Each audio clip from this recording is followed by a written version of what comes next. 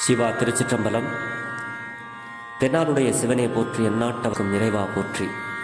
இருத்தென்னை ஆட்கொண்ட எம்பெருமான் திருவடிகளை மனமொழி மெய்களால் வணங்கி, எம்பெருமக்கள் 63 நாயன்மார்களுடைய பொன்னார் திருவடிகளை வணங்கிக் கொண்டு, அடியார் பெருமக்களது திருவடிகளை வணங்கிக் கொண்டு, பெரும்பற்ற புலியூரானை பேசாத நாளெல்லாம் பிறவா நாளே என்ற அருள் சிந்தனைக்குள் செல்வோம். இன்றைய தினம் நாம் சிந்திக்க இருப்பது, அன்பர் பெருமக்களே, மாணிக்கவாசக பெருமான் அருளிய திருவாசகத்தில் 20வது திருப்பதிகம் திருப்பள்ளி எழுச்சி. இதில் 8வது பாடலை சிந்திப்பதற்கு இன்றைய தினம் சிவனருள் கூட்டியுள்ளது. தெரிந்த அளவில் பாடலை பாடி அடியார் பெருமக்களோடு பொருள் பகிர்கிறேன். திருச்சிற்றம்பலம். முந்திய முதல் நடு இறுதியும் ஆனாய், மூவரும் அருகிலர் யாவர் மற்றறிவார். பந்தனை விரலியும் நீயுனின் அடியார், பழங்குடில் தோறும் எழுந்து அருளிய பரனே செந்தழல் புரை திருமேனியும் காட்டி, திருப்பெரும் துறை உரை கோயிலும் காட்டி, அந்தணன் ஆவதும் காட்டி வந்து ஆண்டாய். ஆரமுதே பள்ளி எழுந்தருளாயே, ஆரமுதே பள்ளி எழுந்தருளாயே. திருச்சிற்றம்பலம். முந்திய முதல் நடு இறுதியும் ஆனாய். எல்லா பொருட்களுக்கும் முற்பட்ட நம்மளுடைய பரம்பொருள் சிவபெருமான். அப்படி முந்திய பொருளுக்கெல்லாம் முதல் பொருளாக இருக்கின்றவன். அதோடு மட்டுமல்ல, நடு இறுதியும் ஆனாய், நடுவாகவும் இருக்கின்றவன், இறுதியாகவும் இருக்கின்றவன்.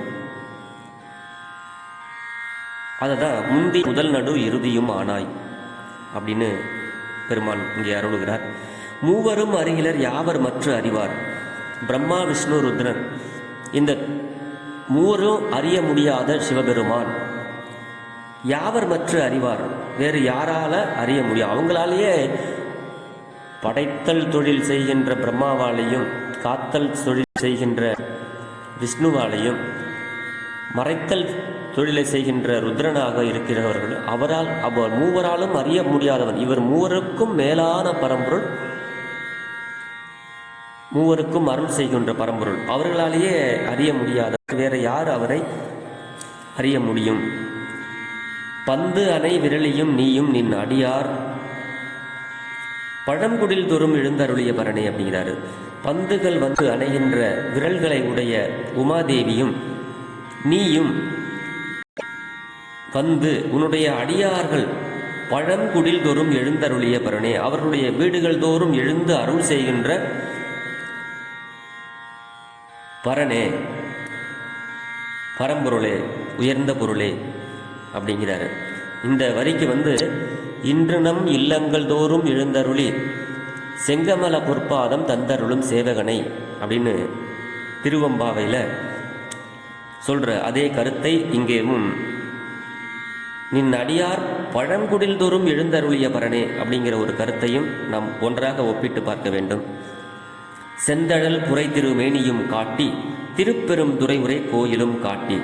செந்தழல் நெருப்பு போன்ற தீமேனி உடைய அந்த திருவண்ணாமலையிலே நெருப்பு வடிவத்தையும் காட்டி,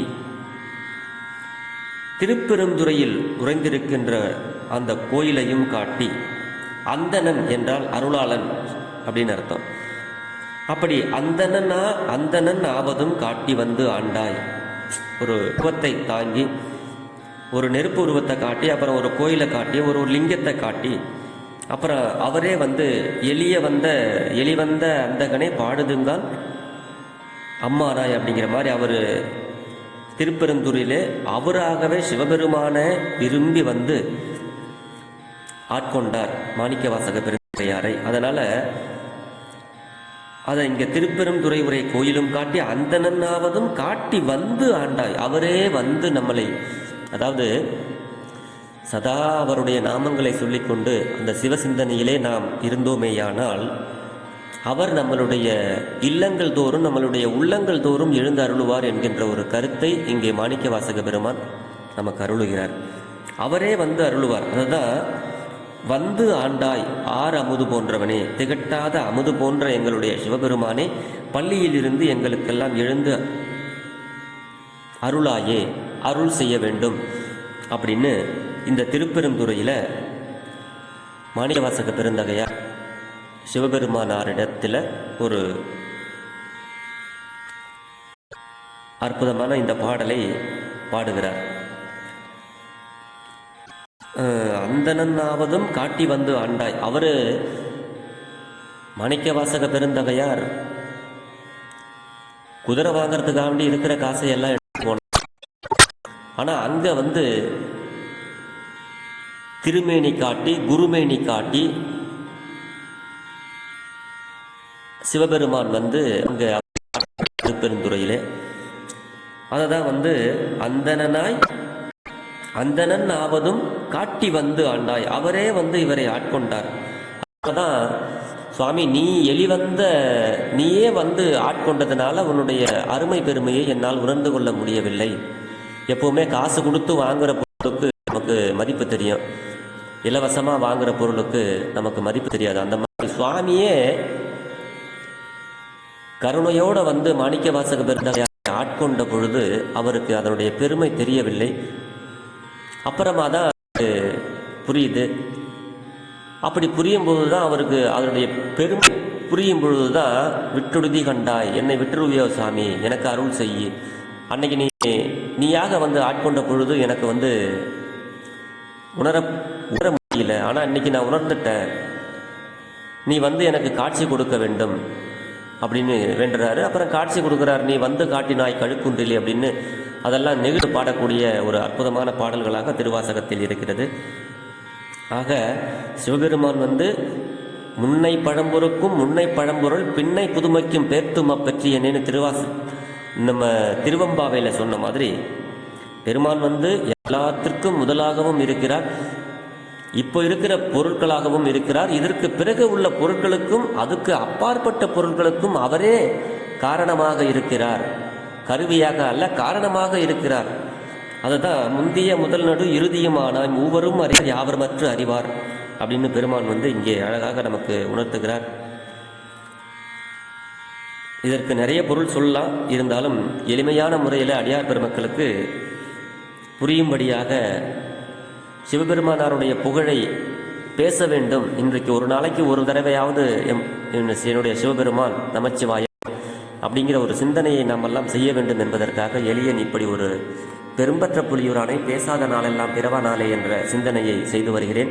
இதில் எந்த பிழை இருந்தாலும் பிழை பொறுக்கும் பெருமானின் அடியார்களாகிய நீங்கள் என் பிழையையும் பொறுத்தருள வேண்டுமென்று உங்களது பொன்னார் திருவடிகளை வேண்டிக் கொண்டு விடைபெறுகிறேன். பெரும்பற்ற புலியூரானை பேசாத நாளெல்லாம் பிறவா நாளே. ஜெர்மனியில் இருந்து சிவபாலா, திருச்சிற்றம்பலம்.